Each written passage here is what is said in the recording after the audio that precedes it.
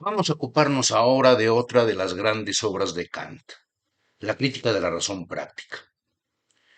Antes de iniciar la exposición, voy a hacer un desglose de los puntos que habré de abordar a lo largo de ella. El tránsito de la crítica de la razón pura a la crítica de la razón práctica, en primer lugar. Luego el uso especulativo y uso práctico de la razón pura. Luego la validez objetiva de las ideas trascendentales en la razón práctica. Enseguida, la diferencia entre leyes morales y leyes pragmáticas. Luego, la relación entre razón, moral y libertad. Enseguida, el móvil de la felicidad. Luego, la formulación del imperativo categórico. Los conceptos de deber puro y buena voluntad. Finalmente, la teología moral de Kant y una reflexión última sobre el formalismo kantiano de la ética. Aquí comenzamos. Aun cuando la dialéctica trascendental pone de manifiesto la impotencia e incapacidad de la razón cuando intenta hacer de las ideas trascendentales auténticos objetos de conocimiento, también pone en evidencia su impulso irreprimible frente a ellas. Hay una dialéctica natural e inevitable inherente a la razón humana. Pese a que la metafísica specialis no es posible como conocimiento riguroso, las cuestiones de las que se ocupa son objeto de su más encarecido interés, dice Kant.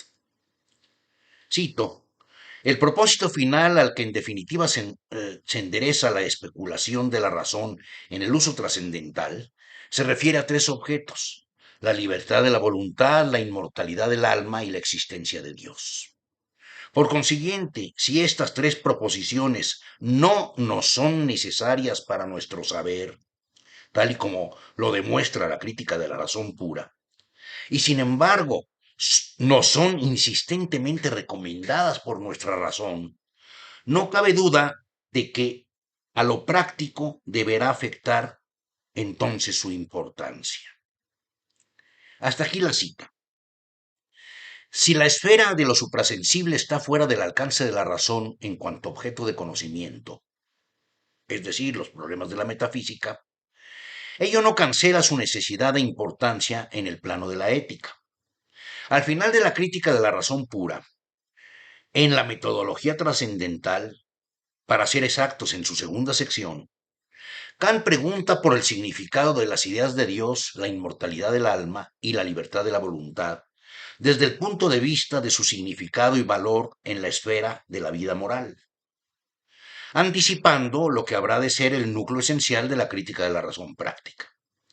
Si la razón pura no puede tener un desempeño válido en la esfera especulativa, cabe preguntar todavía si lo podrá tener en su uso práctico, pues la existencia de Dios y la inmortalidad del alma no le incumben a la razón solo como cuestiones puramente teóricas, le interesan primera y fundamentalmente en un sentido moral. Veamos cómo se refiere Kant a este interés de índole práctica. Las ideas de Dios e inmortalidad no son condiciones de la ley moral, dice, sino solamente condiciones del objeto necesario de una voluntad determinada por esa ley, es decir, del uso meramente práctico de nuestra razón pura. Por lo tanto, tampoco de esas ideas podemos sostener que conocemos e inteligimos. No diré solamente la realidad, sino ni siquiera la posibilidad. Y no obstante, son las condiciones de la aplicación de la voluntad moralmente determinada a su objeto que le es dado a priori, el bien supremo. Por consiguiente, en este aspecto práctico puede y debe suponerse su posibilidad, aunque no conocerla ni inteligirla teóricamente. Hasta aquí la cita. Crítica de la razón pura práctica es el título completo de la investigación que emprende Kant en esa dirección. En su uso práctico, la razón se ocupa de los motivos de la voluntad, y ésta es libre cuando se dirige estrictamente por móviles representados por aquella, cuando se rige estrictamente por móviles representados por aquella.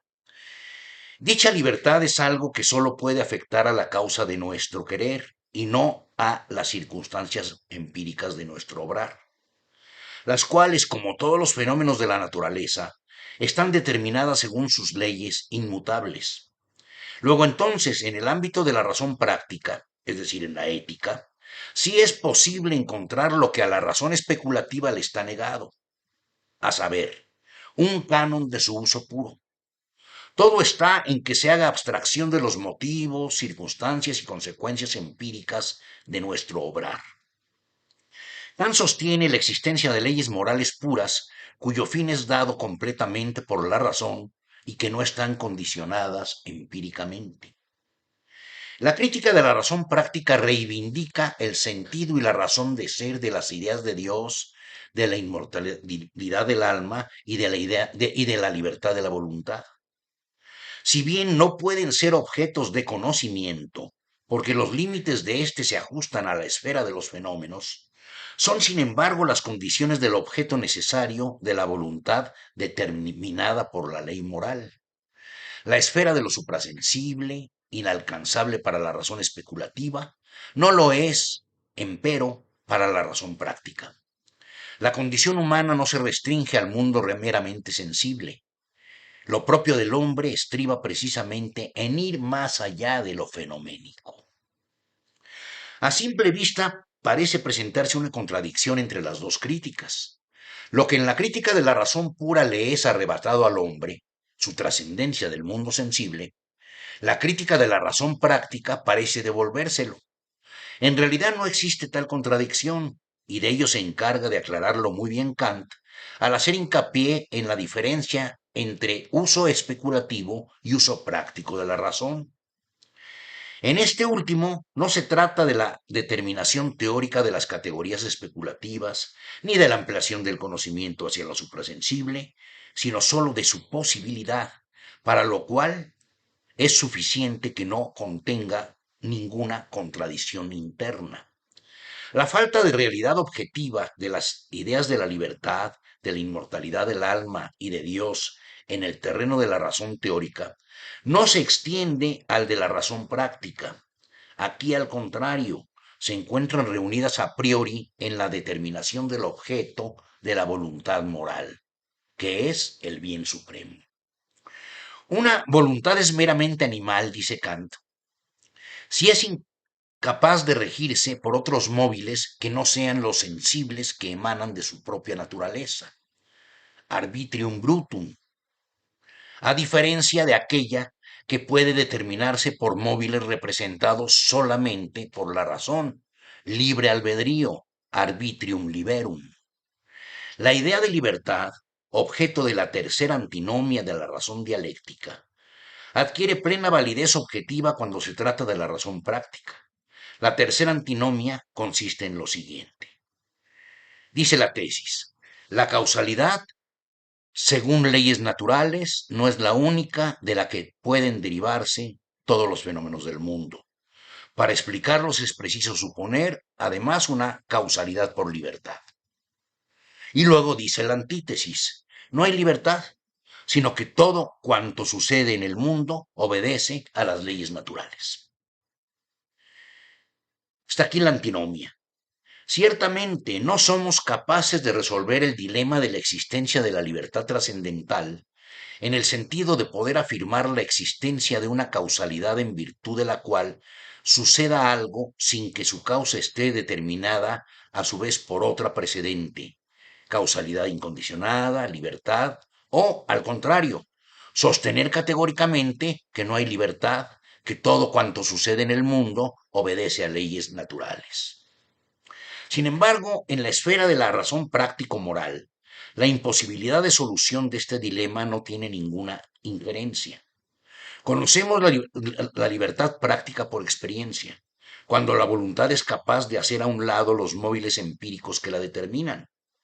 Aquí no hace mella alguna la falta de objetividad de la idea de libertad en el sentido de carecer de representación empírica, puesto que en esta esfera no se trata de lo que sucede, es decir, en la naturaleza del mundo fenoménico, sino de lo que debe suceder, el mundo moral. Independientemente de que no podamos resolver el misterio de su posibilidad o imposibilidad frente a la causalidad natural, En el terreno del uso práctico de la razón pura, la idea de la libertad cobra plena realidad objetiva. Es menester advertir la relación tan estrecha que establece Kant entre moralidad y libertad. Si las condiciones del ejercicio de nuestra voluntad libre son empíricas, entonces la razón no puede tener otro uso más que el regulativo, cuyo objeto de referencia no es la realidad en cuanto tal, sino por la posibilidad y la finalidad, cuestión que desarrollará Kant en la crítica del juicio. Así podrán establecerse leyes pragmáticas de la conducta libre, cuyo objeto será la consecución de los fines a los que nos impulsan nuestros sentidos. Solo si se hace abstracción de las circunstancias, consecuencias y fines empíricos, podrá hablarse de leyes prácticas puras. Estas son las leyes morales. Kant dice expresamente: denomino pragmática, regla de prudencia, la ley práctica dimanante del móvil de la felicidad, y moral aquella, si la hay, que no tiene otro móvil que la dignidad de ser feliz. Ley moral. La primera aconseja lo que debe hacerse si queremos participar de la felicidad. La segunda ordena cómo hemos de comportarnos para llegar tan solo a ser dignos de la felicidad. La primera se funda en principios empíricos, puesto que sólo por medio de la experiencia puedo saber qué inclinaciones existen que pretenden ser satisfechas y cuáles las causas naturales que pueden producir su satisfacción. La segunda prescinde de las inclinaciones y de los medios naturales para satisfacerlas, y se limita a considerar la libertad de un ente racional y las condiciones necesarias, las únicas en que ésta concuerda con la distribución de la felicidad, y por consiguiente puede, por lo menos, apoyarse en meras ideas de la razón pura y ser conocida a priori. Hasta aquí la cita. La abstracción de la ley moral respecto del condicionamiento empírico de la voluntad es el núcleo esencial de la cuestión. En la ley pragmática la voluntad se rige racionalmente, pero la razón está al servicio de nuestra condición natural sensible. En la ley moral, por el contrario, la razón es completamente autónoma. El móvil de la ley pragmática es la felicidad, el de la ley moral, la dignidad de merecerla. Kant separa radicalmente la esfera sensible del mundo de inteligibilidad pura de la moral, la razón que vence al instinto, que trasciende los límites de la subjetividad egoísta, porque reconoce como suyos sólo aquellos fines que corresponden y convienen a la necesidad y universalidad de la ley moral. Por lo tanto, la libertad es condición de posibilidad de la ley moral, pero al mismo tiempo, aquella solamente tiene realidad objetiva mediante el cumplimiento de ésta. En sentido estricto, solo somos libres cuando actuamos con apego al deber, porque es entonces y únicamente cuando hacemos a un lado todos los condicionamientos que nuestra naturaleza nos traza y nos comportamos con plena racionalidad. La ley moral es la condición bajo la cual tomamos conciencia de nuestra libertad. También entre la moralidad y la felicidad se establece una relación muy estrecha. La propia definición de la primera como dignidad para merecer la segunda pone de manifiesto dicha correspondencia. Solo la moralidad puede hacer posible la distribución justa de la felicidad. Kant denomina ideal del bien supremo al fundamento del enlace necesario entre ambos fines. Las ideas de Dios y de una vida extraterrena se incorporan en el establecimiento de este enlace. Transcribo literalmente a Kant. También para la posibilidad del segundo elemento del bien supremo, a saber, de la felicidad adecuada a aquella moralidad, esta misma ley moral tiene que conducir, a base de la mera razón imparcial, a la suposición de la existencia de una causa adecuada a este efecto, esto es, a postular la existencia de Dios como perteneciente necesariamente a la posibilidad del bien supremo, el cual es objeto de nuestra voluntad necesariamente unido con la legislación moral de la razón pura. Por lo tanto, se postula también la existencia de una causa de la naturaleza que sea distinta de toda la naturaleza, causa que contenga el fundamento de esta relación, a saber, de la coincidencia exacta de la felicidad con la moralidad. El bien supremo solo es posible en el mundo si se acepta una causa primera de la naturaleza que tenga una causalidad conforme a la intención moral. Aquí termina la cita. Sin, sin el postulado de Dios como ideal del bien supremo y de un mundo no visible para nosotros, pero esperado, las acciones morales serían dignas de encomio y admiración, pero no los resortes de su ejecución. Pues así como la felicidad dista mucho de ser el bien completo, también la moralidad pura, en abstracto, está lejos de serlo. La ética kantiana desemboca en una teología moral. Dios no es concebido como objeto de conocimiento empírico o trascendental, sino como ideal del bien supremo, como la armonía perfecta de la felicidad y la moralidad. Se trata más de una teopraxis que de una teología propiamente dicha, pues es menester advertir que la idea de Dios no es colocada como presupuesto y fundamento de la ley moral, sino al contrario, es de la ley moral de la que se desprende la idea de Dios. Es de su necesidad práctica intrínseca de la que se deriva la suposición de un santo legislador del mundo. Hasta aquí termina la cita de Kant. Desde la primera edición de la crítica de la razón pura, Kant tiene puestos los ojos en la necesidad de la elaboración de una filosofía moral pura. Pero así como el ejercicio de la razón teórica requiere de una investigación crítica, también la razón práctica exige el mismo tratamiento.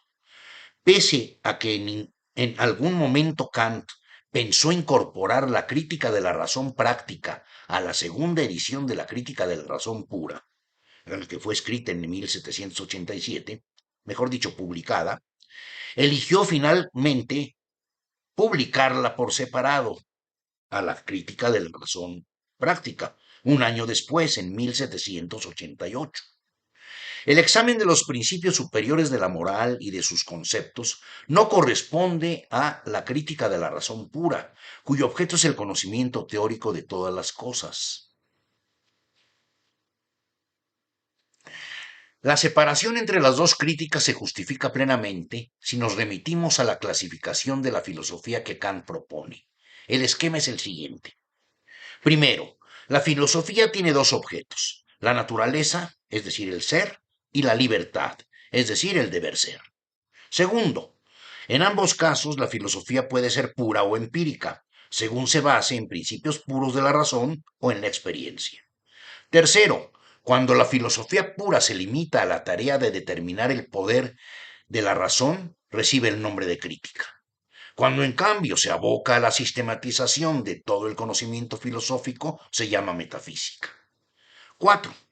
Por consiguiente, esta última se divide en metafísica natural y metafísica moral. En el primer caso se trata de todos los principios racionales puros del conocimiento teórico de todas las cosas. En el segundo, de todos los principios que determinan a priori la conducta moral y su necesidad. De acuerdo con esta clasificación, la metafísica natural y la metafísica moral tienen cada una su dominio específico, y la investigación crítica en ambos sectores también posee el suyo propio. Naturaleza y libertad son los dos objetos fundamentales de la razón humana. La cuestión relativa a la pregunta ¿cómo es posible el conocimiento de la naturaleza? Es tan esencial como la que se ocupa de plantear el problema de la existencia de la libertad, no como objeto del saber, sino en el sentido práctico del hacer y dejar de hacer, del ejercicio de nuestra voluntad concreta. Así como el conocimiento de la naturaleza tiene una parte empírica, la física, y otra racional, pura, la metafísica de la naturaleza, así también sucede con el concepto práctico de la libertad. La parte empírica es el objeto de la antropología práctica y la racional pura corresponde a la metafísica de la moral. No se trata, como hemos dicho, de la libertad trascendental como objeto de conocimiento, de su ampliación hacia lo suprasensible, sino de la libertad práctica respecto de la cual es suficiente con que la razón no entre en contradicción consigo misma. La tarea principal de la crítica de la razón práctica es la formulación de la pregunta por la posibilidad de la filosofía moral pura. ¿Puede la razón, sin recurrir a la experiencia, proporcionar un concepto de lo bueno en sí mismo? ¿Existen principios a priori de la posibilidad de la experiencia moral? ¿Es posible una unidad sistemática de tales principios? Se trata del concepto racional puro de la moralidad, de su constitución a priori. Es plenamente lícito hacer abstracción del encadenamiento empírico del actuar humano y extraer de la pura razón leyes universales y necesarias.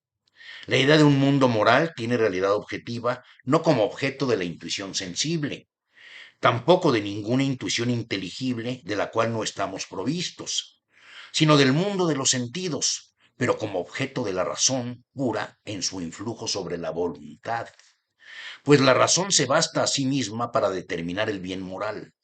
Kant llega a decir incluso que la razón pura es de suyo únicamente práctica y proporciona al hombre una ley universal que denominamos ley moral. Ahora bien, en la medida en que en la constitución de las leyes morales se prescinde de toda determinación causal del mundo fenoménico, la razón pura en su completa autonomía solo puede proporcionar la forma pura de la moralidad. Dicho carácter formal es el que distingue la idea de buena voluntad en la fundamentación de la metafísica de las costumbres. Solo la buena voluntad puede ser la causa de todo bien en el mundo. La buena voluntad tiene un valor interno absoluto fundado exclusivamente en la razón. Pero en virtud precisamente de su constitución racional, abstracta, el concepto de buena voluntad es un concepto formal. Lo mismo pasa con la noción de deber, que Kant define como la necesidad de una acción por respeto a la ley. Solo que lo que se hace por deber y no solo en concordancia con él, tiene un verdadero sentido moral. El deber se ajusta solo a lo que la razón en su total autonomía dicta como tal. El objeto de la voluntad regida por el deber es la ley. El valor moral de la acción reside en su apego a ella.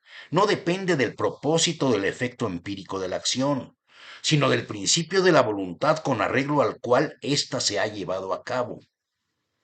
No se trata, desde luego, de que para Kant carezca de importancia la realización de la acción. La acción está contenida en la propia noción del deber, pues el sentido del deber estriba en la exhortación a actuar. La conciencia moral no solo sabe el deber, sino que quiere realizarlo. Pero precisamente porque se trata del deber en cualquier circunstancia, la particularidad de las circunstancias resulta externa y por lo tanto innecesaria para la definición de la conducta moral. El valor objetivo de la ley moral reside, pues, en su racionalidad pura. La razón humana tiene la facultad de fundar y establecer leyes prácticas puras cuyo objeto es la procuración del bien. Exclusivamente la representación de la ley en sí misma, sostiene Kant, puede ser el fundamento determinante de la voluntad y constituir ese bien tan excelente que llamamos bien moral. El valor en sí de la ley solo puede consistir en su legalidad universal. He aquí el imperativo categórico como principio fundamental de la razón práctica. Obra de tal manera que la máxima de tu voluntad pueda valer siempre al mismo tiempo como principio de una legislación universal. La universalidad de la ley moral como principio que determina la voluntad estriba en su necesidad racional intrínseca.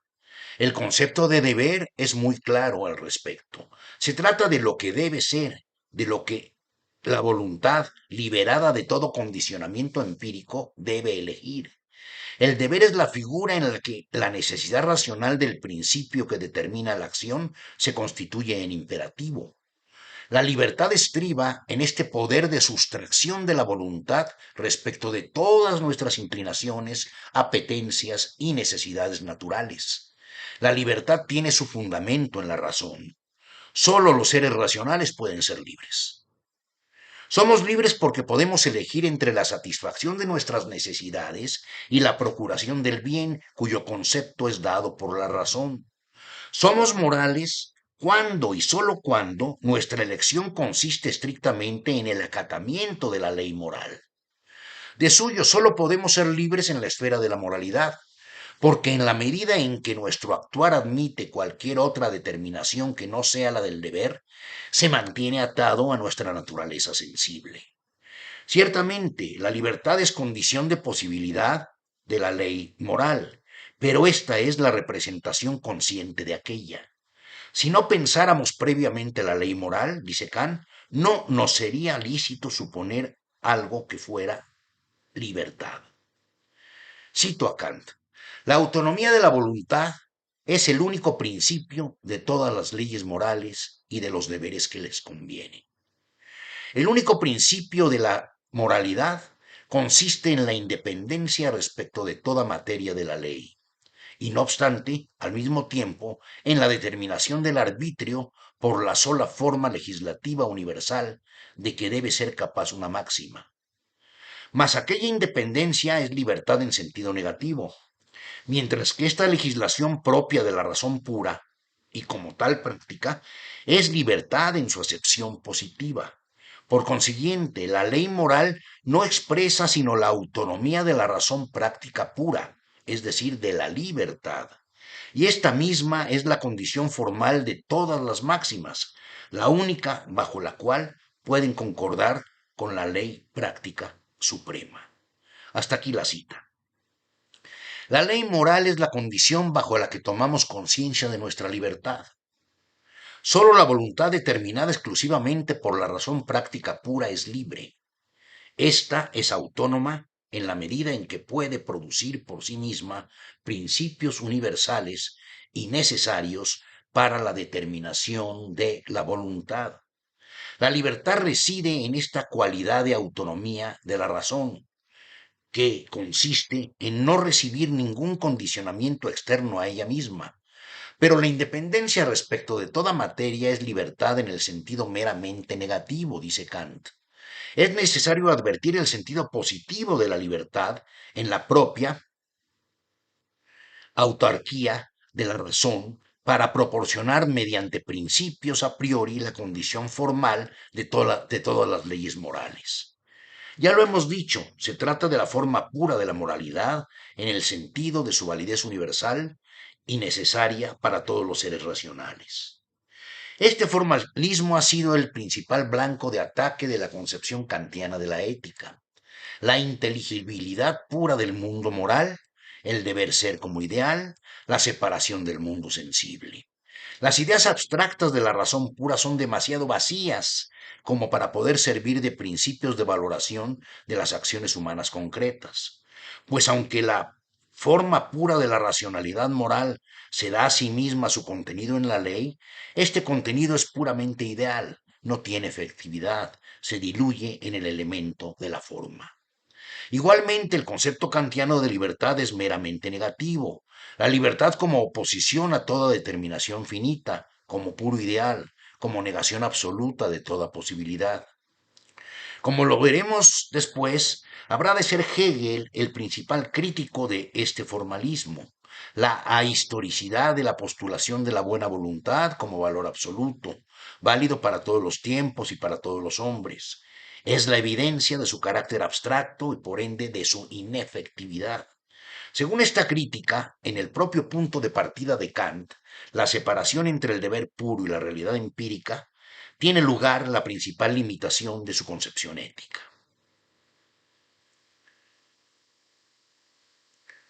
Hasta aquí terminamos este breve comentario sobre la crítica de la razón práctica para pasar ahora a la crítica del juicio, la tercera gran obra de Kant, respecto de la cual haremos, como en los casos anteriores, en la crítica de la razón pura y en la crítica de la razón práctica, una suerte de desglose de los puntos que vamos a analizar a lo largo de la exposición.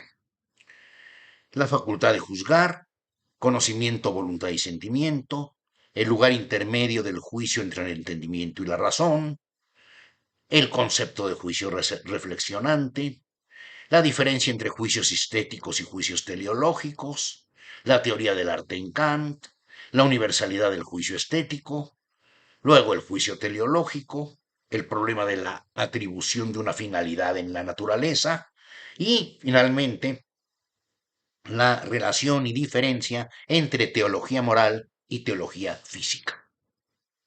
Comenzamos aquí nuestro comentario sobre la crítica del juicio.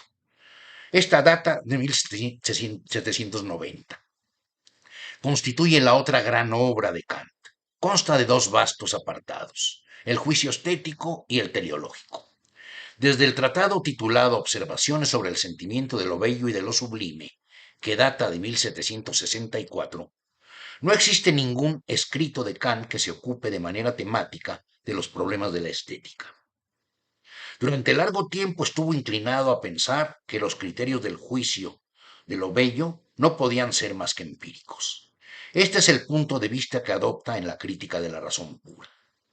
Es hasta la crítica del juicio cuando Kant renuncia al supuesto de la imposibilidad de principios puros en relación con el sentimiento. Encuentra el fundamento de su posibilidad en el carácter teleológico de los juicios estéticos. También la facultad de sentir tiene su legislación a priori.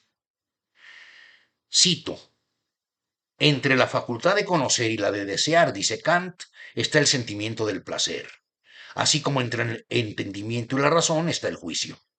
Es, pues, de suponer, al menos provisionalmente, que el juicio encierra igualmente para sí un principio a priori, y que ya que necesariamente placer o dolor va unido con la facultad de desear, realiza también un tránsito de la facultad pura del conocer, o sea, de la esfera de los conceptos de la naturaleza, a la esfera del concepto de la libertad.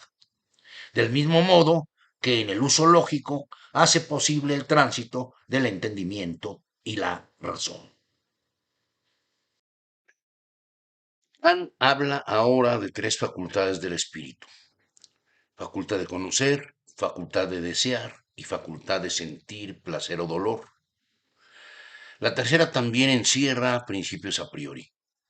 Por consiguiente, la filosofía deberá contemplar estas tres partes, las cuales corresponden respectivamente al entendimiento, a la razón y al juicio. A la necesidad de las dos críticas se suma ahora la de este último. En ella tiene lugar su teoría del arte. Kant encuentra en el carácter teleológico del sentimiento estético, finalidad, formal subjetiva, finalidad sin fin, el fundamento que hace posible la determinación a priori del juicio de gusto. Es posible entonces una explicación trascendental de la facultad de sentir. El juicio estético se distingue del juicio de conocimiento en que no expresa ninguna cualidad objetiva de las cosas, sino sólo la relación de la representación del objeto con el sentimiento del sujeto. A pesar de su carácter subjetivo, el juicio estético aspira a la universalidad y en esa medida exige un principio a priori en cuanto juicio sintético. La universalidad subjetiva es posible como capacidad de comunicación universal del estado del espíritu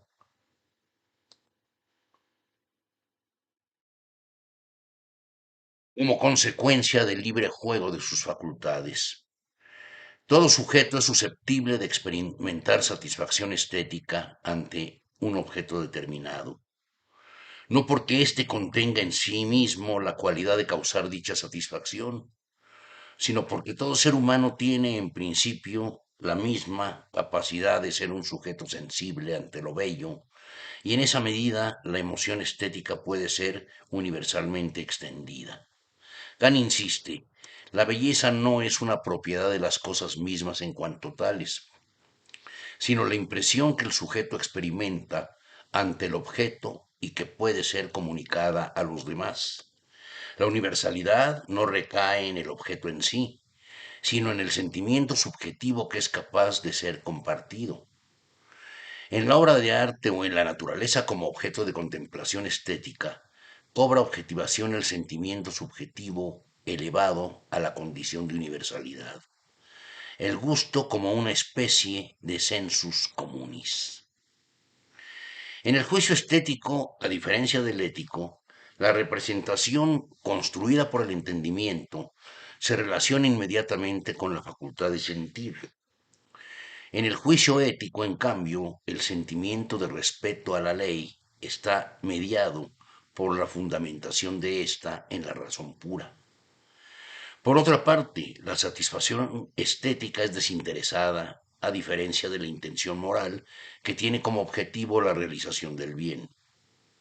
La contemplación de lo bello no tiene ninguna finalidad extrínseca, es un fin en sí mismo, una finalidad sin fin. Kant establece esta diferenciación entre lo objetivo y lo subjetivo en relación con el juicio estético. Lo cito.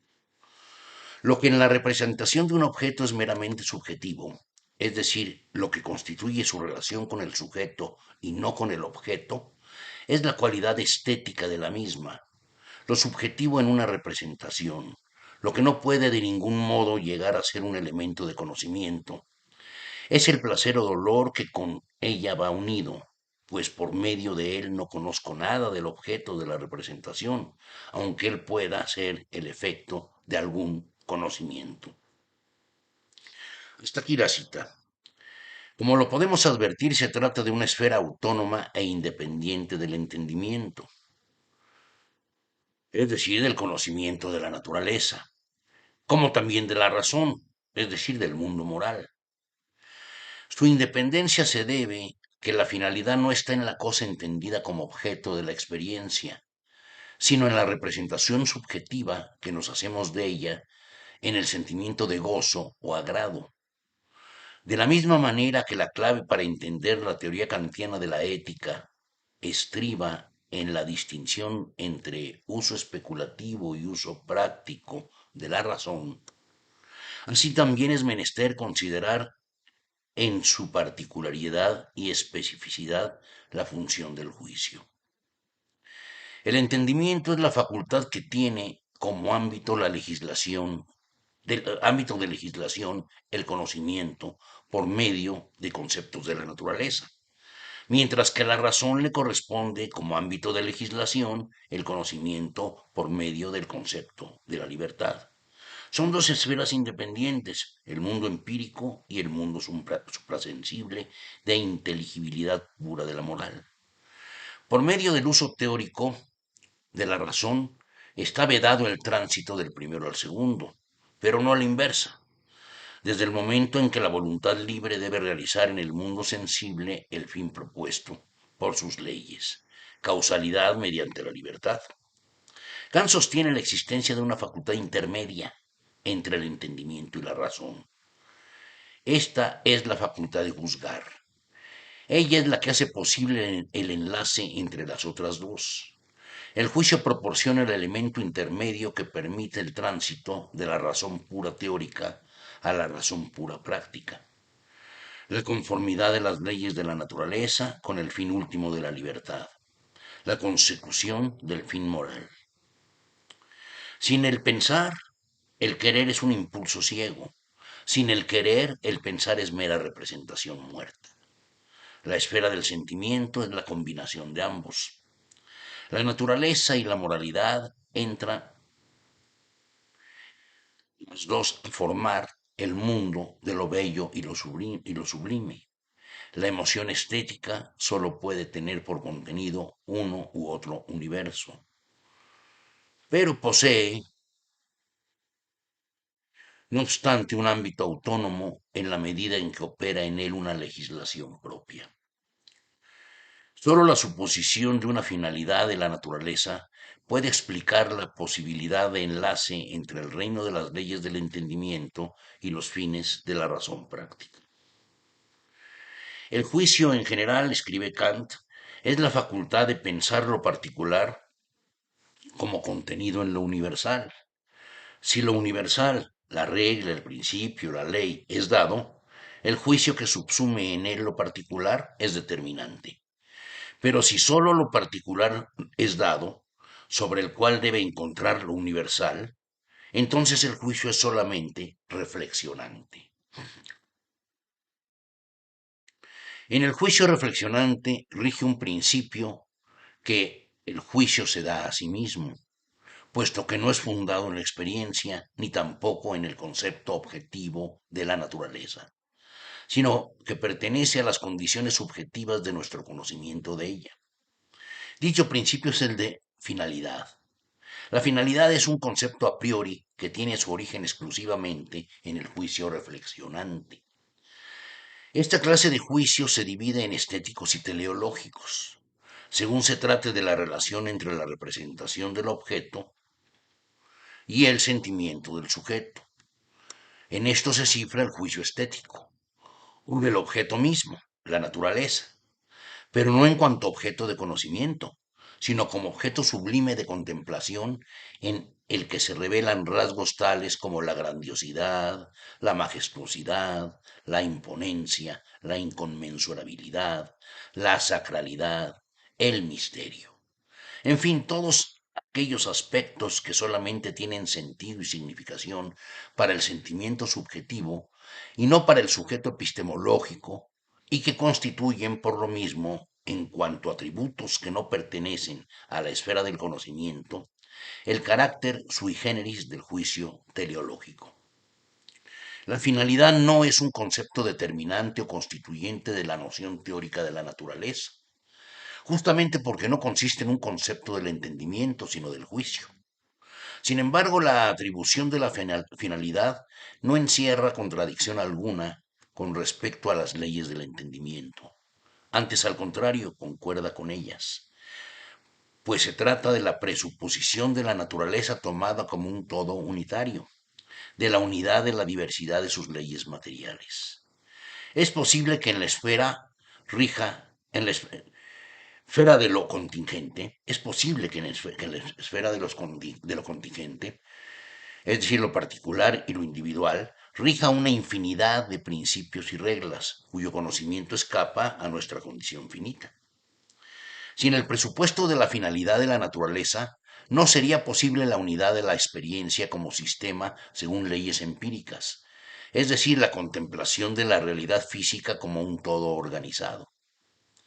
El principio a priori del juicio es la representación unitaria de la diversidad infinita del acontecer empírico. Unidad, dice Kant, que nosotros no tenemos que fundar, pero que resulta completamente posible. El juicio debe adoptar como principio a priori que lo contingente para la condición humana encierra una unidad de enlace de su diversidad representable en una experiencia posible en sí. Es probable que la naturaleza sea en sí un todo ordenado teleológicamente, pero solo un entendimiento que pudiera abarcar la totalidad infinita de las leyes empíricas podría dar fe de ese ordenamiento racional. Cabe pensar que nosotros, entes finitos, que no tenemos a la vista el todo, concebimos como contingente lo que en sí es necesario. Escapa a nuestra comprensión limitada el encadenamiento causal de la naturaleza como un todo, del que nuestro entendimiento representa su más vivo reflejo. No sólo las cosas como subespecie de la naturaleza están sujetas a ese encadenamiento, también lo están como cosas individuales, al menos dicha unidad es pensable bajo leyes posibles. Cito a Kant. Una ordenación cognoscible de la naturaleza es posible según leyes empíricas. Esa concordancia de la naturaleza con nuestra facultad de conocimiento es presupuesta a priori por el juicio. El juicio tiene pues también un principio a priori para la posibilidad de la naturaleza, pero sólo en relación subjetiva, en sí, por medio del cual prescribe una ley, no a la naturaleza, sino a sí mismo para la reflexión sobre aquella. Si se dice esto, ni se prescribe por ello una ley a la naturaleza, ni se aprende una de ella por la observación, pues no es un principio del juicio determinante, sino solamente del reflexionante. Se quiere tan solo que cualquiera que sea la organización que la naturaleza tenga, según sus leyes universales, sea necesario buscar sus leyes empíricas, siguiendo completamente aquel principio y las más máximas que en él se fundan, porque solamente en la medida en que él encuentra aplicación, podemos progresar en la experiencia, con el uso de nuestro entendimiento y adquirir conocimiento. Hasta aquí la cita kantiana. La representación teleológica de la naturaleza, sobre cuya base es posible su representación unitaria como un todo ordenado, es la exigencia, dice Kant, que sobrepuja nuestro afán de conocimiento, la posibilidad de enlazar leyes naturales empíricas diversas bajo principios que las unifican. Trae consigo el sentimiento de agrado que resulta de la concordancia del orden de la naturaleza con nuestra facultad de conocer. Es un mandato de nuestro juicio el avanzar en extensión y profundidad en la dirección del descubrimiento de dicha concordancia. He aquí la dimensión subjetiva en la que se cumple la función del juicio reflexionante. Se trata, como hemos dicho, de la relación de la representación del objeto con nuestra facultad de sentir. Así como podemos experimentar agrado ante la obra de arte, también lo experimentamos ante la finalidad y la unidad del mundo natural. La existencia de Dios como creador de la naturaleza, representada bajo esa forma, tiene plena validez, pues no atañe al universo del conocimiento objetivo, sino al plano de la representación subjetiva. De la misma manera que en el terreno de la razón práctica, Kant reivindica el concepto de Dios como ideal del bien supremo, en la esfera del juicio, Dios tiene lugar como causa final de la naturaleza y sus atributos. Resulta completamente válido pensar la existencia de Dios como creador de la finalidad de la naturaleza, siempre y cuando dicho pensamiento no pretenda tener legitimidad más que en el plano meramente subjetivo. Teología moral y teología física son válidas fuera del ámbito del conocimiento teórico. Como santo legislador del mundo moral, razón práctica, y como autor inteligente del mundo natural, juicio, la idea de Dios cobra pleno significado y sentido. En el primer caso se trata de la condición objetiva del bien supremo. En el segundo, de la necesidad subjetiva de la representación de la naturaleza como un todo absoluto regido por leyes racionales. La teología física, dice Kant, precede a la teología ética, pues tiene que haber primero fines de la naturaleza de los cuales podamos deducir después un fin final. Cito de nueva cuenta a Kant. La teología física es el ensayo de la razón de sacar de los fines de la naturaleza conclusiones sobre la causa de la naturaleza y sus atributos. Una teología moral sería el ensayo de sacar del fin moral de seres racionales en la naturaleza conclusiones sobre aquella causa y sus atributos. La primera precede naturalmente a la segunda, pues si queremos que las cosas en el pues si queremos de las cosas en el mundo concluir teleológicamente una causa del mundo, tiene que haber primero fines de la naturaleza, para los cuales hemos de buscar después un fin final, y para este, a su vez, el principio de la causalidad de esa causa suprema. Hasta aquí la cita. No obstante, el encadenamiento teleológico empírico de la naturaleza no puede proporcionar por sí solo la razón última de ser de ésta en cuanto tal, es decir, como fin de la creación. Únicamente la representación de un fin final, que sólo la razón práctica a priori logra fundar y justificar, puede ser elevada a la dignidad de Dios como ente supremo. La idea del fin de todas las cosas solo tiene lugar respecto del curso moral de la vida humana, no en relación con el curso físico del mundo. Pero tiene que presuponerse el ser humano como fin final de la recreación para que tenga sustento esta elevación. Se trata del tránsito del tiempo a la eternidad. Kant se remite al dogma escatológico del juicio final, la sentencia absolutoria o condenatoria del juez supremo, el fin de todas las cosas en el tiempo, el comienzo de la eternidad. Con ello pone de manifiesto que el ámbito propio de la representación de un fin final es el de la moralidad, y que la teología ética no implica ninguna prueba de conocimiento de la existencia de Dios, sino sólo de la necesidad subjetiva humana de su representación como razón absoluta.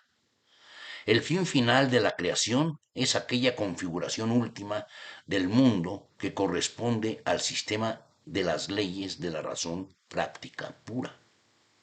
Kant dice, la ley moral como condición formal de la razón en el uso de nuestra libertad nos obliga por sí sola, sin depender de fin alguno como condición material.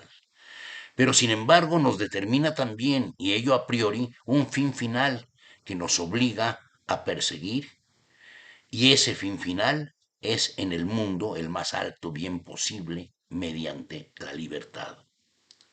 La condición subjetiva bajo la cual el hombre se puede poner un fin final, bajo las anteriores leyes, es la felicidad. Por consiguiente, el bien más alto posible en el mundo y en cuanto está en nosotros, el bien físico que hay que perseguir como fin final es la felicidad, bajo la condición subjetiva de la concordancia del hombre con la ley de la moralidad, como lo que le hace digno de ser feliz. Por consiguiente, tenemos que admitir una causa moral del mundo, un creador del mundo, para proponernos un fin final conforme a la ley moral.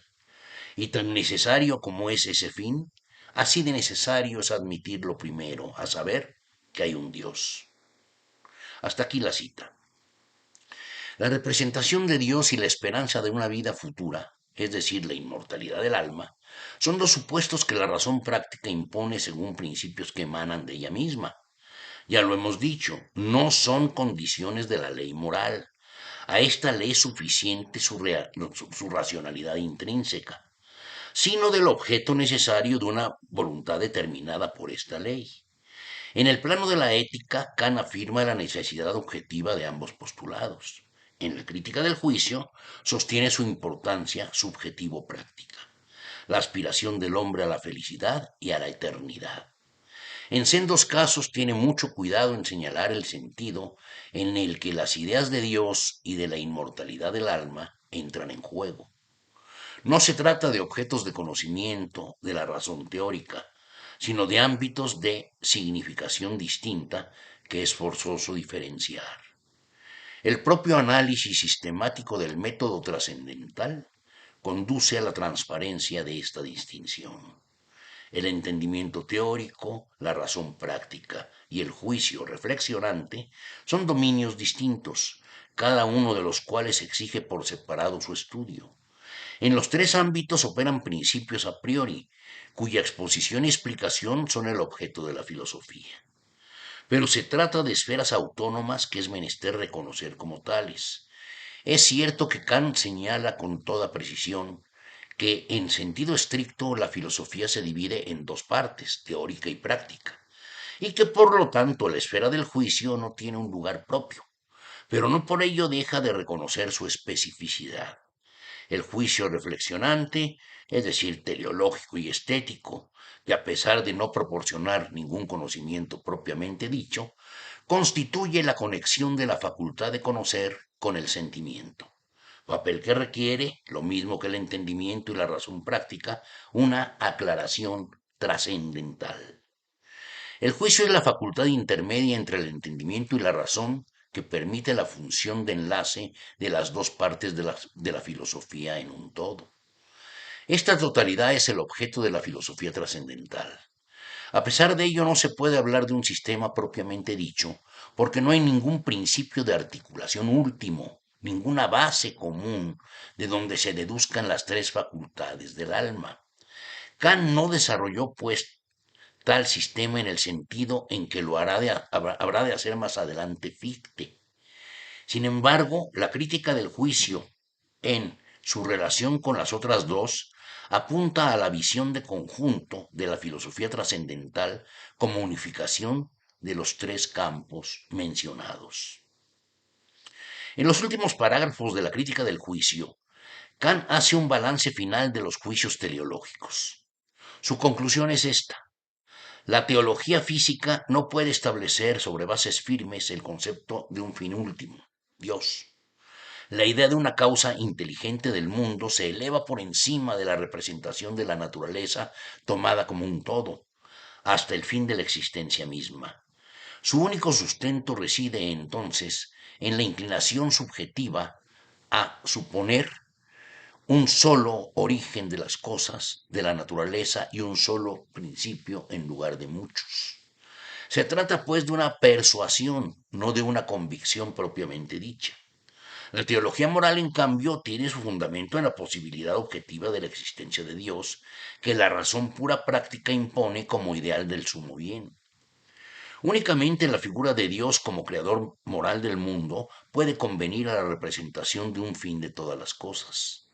Todos los esfuerzos teóricos por demostrar la realidad objetiva de Dios son fallidos. Dios es objeto de fe, no de conocimiento teórico. Cito a Kant. La fe es el modo moral de pensar de la razón, cuando muestra su aquiescencia a aquello que es inaccesible para el conocimiento teórico, lo que es necesario presuponer como condición de la posibilidad del supremo final moral, hay que admitirlo como verdadero por la obligación que tenemos de perseguirlo, aunque no podamos ver su posibilidad, ni tampoco en cambio su imposibilidad. La fe es una confianza en la consecución de un propósito, cuya persecución es el deber, y la posibilidad de la realización del mismo. Hasta aquí la cita. Las cosas cognoscibles, dice Kant, se dividen en tres clases. Las cosas de la opinión, aquellas ideas de la razón que siendo objeto de conocimiento o de una experiencia posible, pero que resultan sin embargo inaccesibles para los otros en virtud del grado limitado de nuestra facultad cognoscitiva. Kant pone el ejemplo del éter, como una sustancia que no puede ser expuesta en observación o experimento alguno. La segunda clase corresponde a los hechos, todos los objetos de experiencia cuya realidad objetiva puede ser demostrada a través de una intuición que les corresponda. Y por último, los objetos de fe, que pertenecen a los objetos de los conceptos de la razón práctica y que por lo tanto tienen realidad objetiva para ella, pero que no pueden ser considerados como objetos de conocimiento teórico. Dios y la inmortalidad del alma. Ambos, dice Kant, son los únicos de todos los objetos que propiamente pueden llevar ese nombre, pues se trata de las condiciones bajo las cuales podemos, en el orden moral, pensar la posibilidad de un sentimiento último de todas las cosas, de un sentido último de todas las cosas. Así, el fin final es un objeto de fe de la razón pura práctica, cuya posibilidad se admite como verdadera a instancias de la obligación que tenemos de contribuir a su enaltecimiento y en ello se consuma toda su validez y justificación. Hasta aquí terminamos con esta breve presentación de la crítica del juicio. Vamos a entrar en el último apartado que tenemos contemplado en esta exposición y que se refiere a la religión dentro de los límites de la mera razón y a la concepción kantiana de la historia. También aquí vamos a hacer un pequeño desglose de ambos temas en relación a los puntos que poco a poco van a irse abordando a lo largo del discurso. En primer lugar, tenemos la religión dentro de los límites de la mera razón. La idea de Dios como santo legislador del mundo, la significación de lo sagrado, la refutación del argumento ontológico, el problema de la existencia del mal, religión del corazón y religión del servicio, el ideal de la comunidad ética universal. Luego viene la paz perpetua, la visión kantiana de la historia, los fundamentos éticos de la filosofía de la historia como acaecer teleológico y finalmente el fin de todas las cosas. Comencemos aquí la exposición de este último apartado de nuestra conferencia sobre la filosofía kantiana. La tesis según la cual la fe moral tiene plena legitimidad en el ámbito de la razón práctica es el planteamiento fundamental del ensayo que lleva por título La religión dentro de los límites de la mera razón, que data de 1793, apenas 3 años después de la crítica del juicio. Solo la teología moral puede legitimar la idea de Dios como razón absoluta, Dios como la unidad que contiene en sí la condición formal de todos los fines, Dios como ideal del bien supremo. Se trata estrictamente hablando de fe moral y no en manera alguna de teología dogmática. Kant sostiene que la representación de Dios como santo legislador del mundo, en cuya voluntad es fin último todo lo que debe serlo para el hombre como entidad racional, no solo es congruente con la racionalidad moral pura, satisface además la necesidad subjetiva de pensar un fin final que pueda ser justificado por la razón para todo nuestro hacer y dejar de hacer. Ciertamente, ya por sí sola la ley moral es un fin en sí mismo, incondicionado, y en ese sentido la religión no puede servirle de fundamento a la moral, pero sí puede ésta conducir a aquella, pues no es concebible el sistema de la moralidad, dice Kant, sin el concepto de un telos de todas las cosas, para cuya posibilidad hemos de aceptar un ser supremo moral, santísimo y omnipotente. Por lo tanto, solo en el terreno de la moral la religión se encuentra propiamente dentro de los límites de la razón. Dios no puede ser objeto de conocimiento, pero ello no significa que la idea de Dios sea en todos los sentidos vacía e inútil. La razón práctica pone en evidencia plenamente su validez y justificación. En la religión la razón pura se amplía hasta la dimensión de lo absoluto. Mediante esa extensión, el deber, objeto de respeto para la moral, cobra la significación de sagrado. Los diversos intentos de probar la existencia de Dios en el terreno de la razón teórica son inválidos y están condenados al fracaso. Ni la teología trascendental, que concibe su objeto con la razón pura mediante conceptos trascendentales, ni la natural, que se sirve de conceptos extraídos de la naturaleza, pueden justificar la postulación de un ente supremo como causa sui incondicionada. El camino que emprende la razón mediante leyes de causalidad hasta la causa suprema fuera del mundo, teología física, no tiene consistencia. Por la vía empírica es completamente imposible dar el paso o el salto a lo absoluto. Tampoco tiene la idea de un ente absolutamente necesario como concepto puro de la razón, que sería una idea trascendental, y que pertenece, ya lo vimos, a la dialéctica trascendental. La llamada prueba ontológica de la existencia de Dios, que consiste en derivar ésta a partir de su posibilidad, es un sofisma. La existencia de algo no puede deducirse de su concepto. El ser no es un predicado real, es decir, no forma parte del concepto de una cosa. El concepto de una cosa solo contiene el ser posible de la cosa. Kant coloca la categoría de realidad en una clase distinta de la de existencia. Realidad significa quiridad, esencia, lo que hace de una cosa lo que es, el concepto de la cosa. La existencia, en cambio, corresponde al objeto de la experiencia sensible. Lo real, en el sentido de esencia, solo contiene lo meramente posible. La existencia no es un predicado real.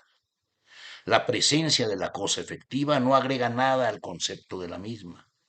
Respecto de las cosas sensibles, su concepto encierra solo la representación de un objeto posible de acuerdo con las condiciones del conocimiento empírico en general. 100 escudos efectivos no contienen más que 100 escudos posibles. Dice Kant, el objeto no está contenido analíticamente en el concepto, sino que se añade a él sintéticamente sin que éste se altere. Respecto del ente suprasensible, perfectísimo, por las mismas razones, es ilegítimo afirmar su existencia como un predicado necesario de la esencia de Dios. La categoría de existencia solo tiene validez en relación con la experiencia.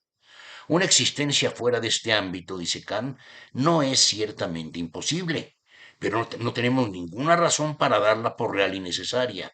Nada más elocuente que estas palabras.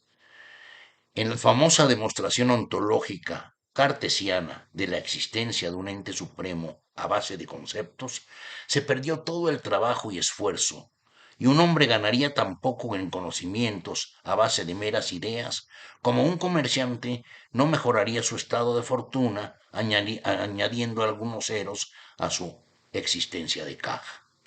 Hasta aquí la cita. El ensayo sobre la religión plantea principalmente dos cuestiones fundamentales.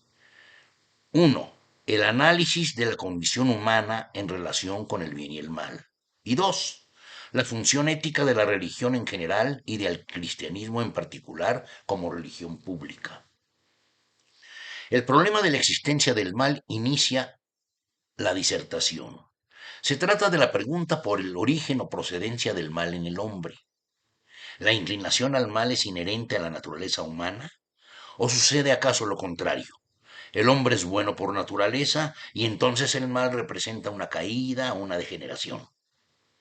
O el hombre no es ni bueno ni malo por naturaleza, o en todo caso tanto lo uno como lo otro, en parte bueno y en parte malo. Kant hace la pertinente observación de que el término naturaleza no puede significar aquí el mundo empírico objetivo, sino el fundamento subjetivo del uso de la libertad en general.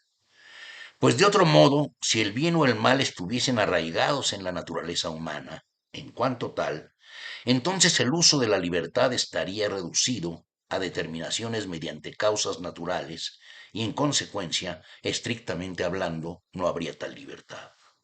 La maldad, dice Kant, no reside en ningún impulso natural, sino sólo en la regla que el albedrío adopta para el ejercicio de su libertad. El hombre es malo cuando sus acciones son tales que se derivan de ellas máximas malas en él. El fundamento subjetivo del mal tiene que ser él mismo un acto de libertad para poder ser calificado como moral. Puede ser lícito hablar de una propensión humana al mal, solo en el sentido de ser el fundamento subjetivo de la posibilidad de desviación del deber en el uso de la libertad, pero no antes ni al margen de ella.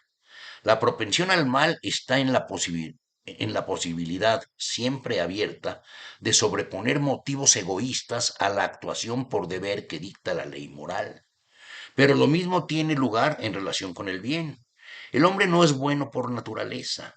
La inclinación al bien es igualmente la posibilidad siempre abierta de sobreponer el deber a los fines egoístas. Solo el ejercicio de la libertad puede dar lugar a la manifestación del bien y del mal. Ambos conceptos únicamente tienen sentido si se presupone que el hombre es libre. Kant reivindica la religión de la buena conducta de vida frente a la religión de la petición de favor.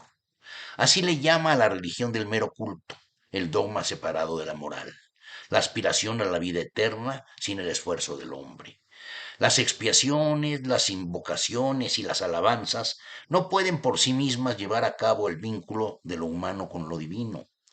Aparte de la buena conducta de vida, todo lo que el hombre intente hacer para agradar a Dios es mera ilusión religiosa y falso servicio. Una religión en la que el dogma y la liturgia predominan sobre la moral no puede justificarse. El bien original es la santidad de las máximas como permanente procuración del deber propio, cuyo progreso es infinito. Auténticamente virtuoso es el hombre que no necesita de ningún otro motivo impulsor que la representación del deber. La prioridad que Kant le otorga a la religión de la moralidad por encima de la religión fincada en la esperanza de la sobrenaturalidad del milagro queda perfectamente manifiesta en esta declaración.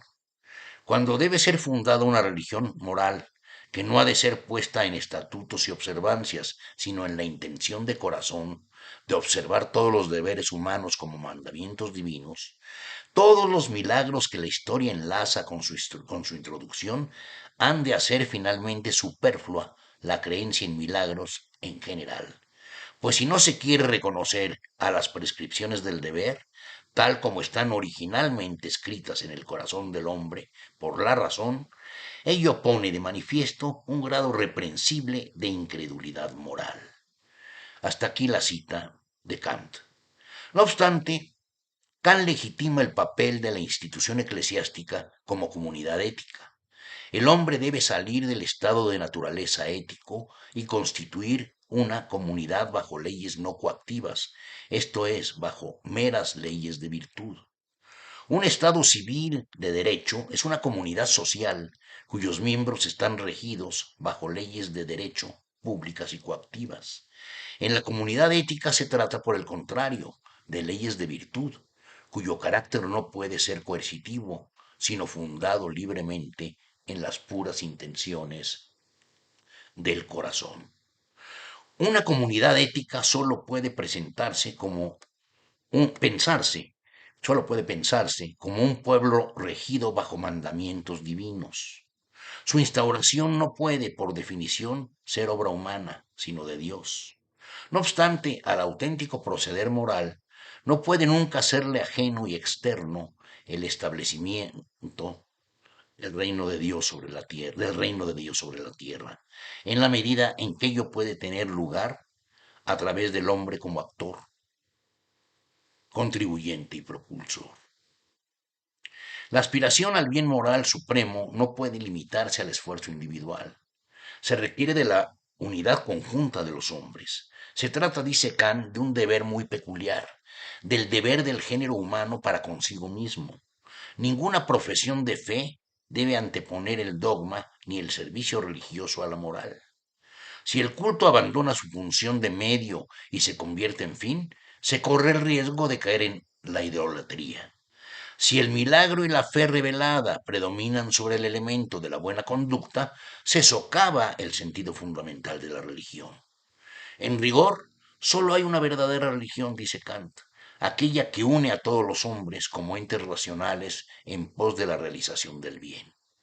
Las diversas iglesias, judaísmo, islamismo, catolicismo, luteranismo, etc., que se distinguen las unas de las otras por la diversidad de sus modos de creencia, constituyen desde el punto de vista de la fe moral una y la misma verdadera religión. Las leyes de la virtud atañen a todo el género humano. Solo la fe moral puede ser el fundamento de la comunidad ética universal, pues por encima de la particularidad y de las diferencias entre las diversas religiones, impera la universalidad de la moral pura, cuyo ideal debe representar el sentido esencial de toda religión. En materia de dogma, de fe revelada, de escritura estatutaria, resulta plenamente natural y justificable la particularidad y la diversidad de las creencias, pero no en materia de fe moral.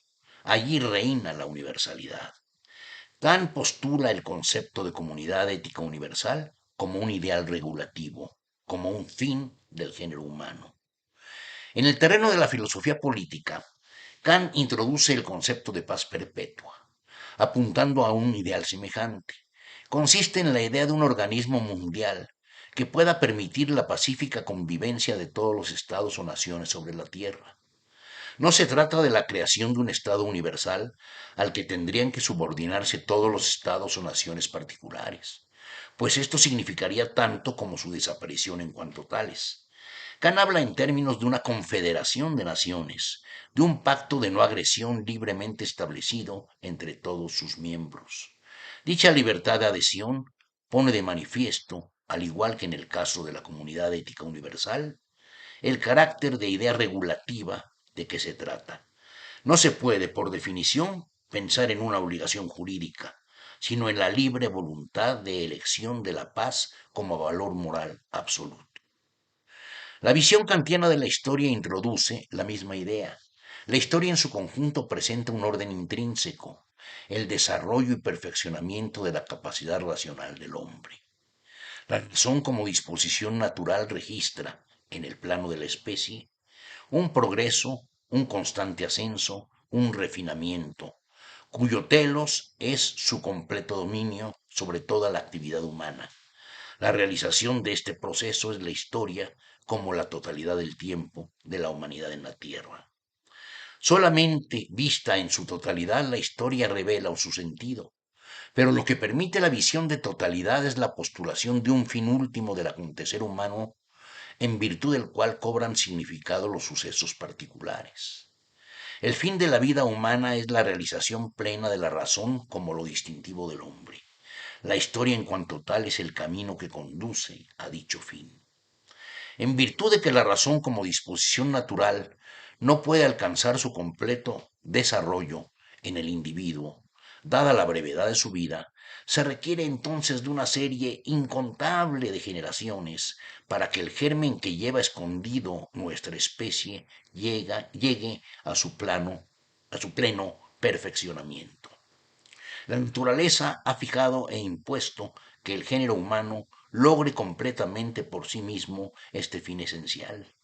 La historia está al servicio de este imperativo de la naturaleza.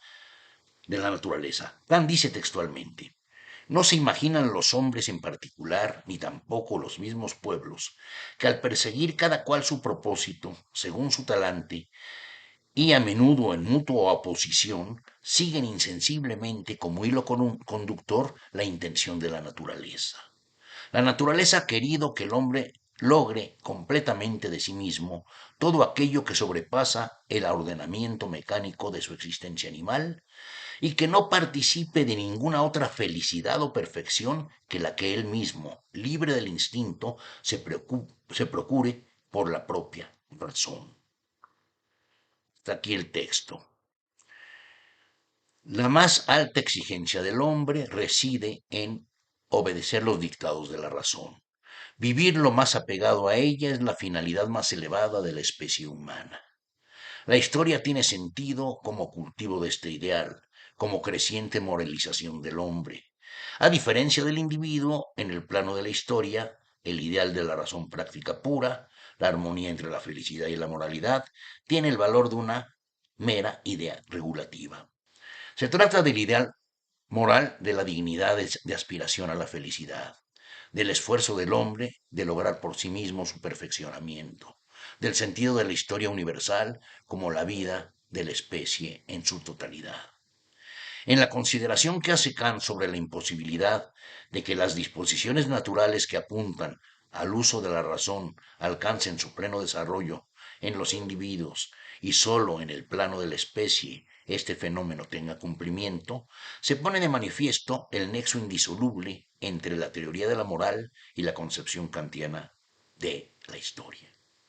Aquí termina finalmente nuestra larga charla sobre Kant y la filosofía crítica. Muchas gracias por su atención.